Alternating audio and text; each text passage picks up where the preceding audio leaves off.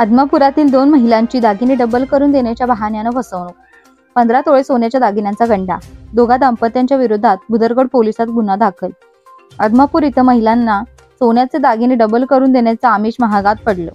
ओळखीचा फायदा घेत 2 महिलांनी सुमारे 7,25,000 रुपयांचे तब्बल 15 तोळे सोन्याच्या दागिन्यांचा गंडा घातलाय.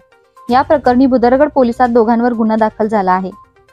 केराबाई सुभाष महेकर व सुभाष महेकर राहणार पालकरवाडी, तालुका राधानगरी अशी त्यांची नावे आहेत.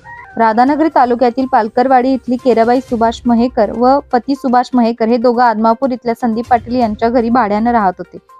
या ओळखीचा फायदा घेऊन केराबाई व तिचा पती सुभाष महेकर 15 एप्रिल रोजी सकाळी 9च्या सुमारास घरी आले. त्यांनी वैशाली संदीप पाटील यांना सोन्याचे दागिने डब्बल करून देतो अशी खोटी बतावणी करून गळ घातली.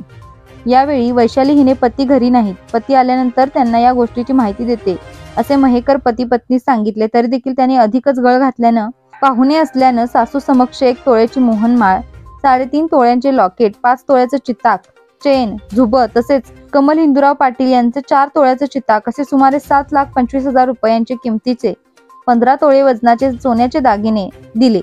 8 दिवस वाट पाहून दागिने मागितले असता दागिने देण्यास टाळाटाळ केली. या प्रकरणी आपली फसवणूक झाली असल्याचं वैशाली पाटील यांच्या लक्षात आल्याने त्यांनी भुदरगड पोलिसात महेकर पती पत्नी विरोधात फसवणुकीची फिर्याद दाखल केली आहे.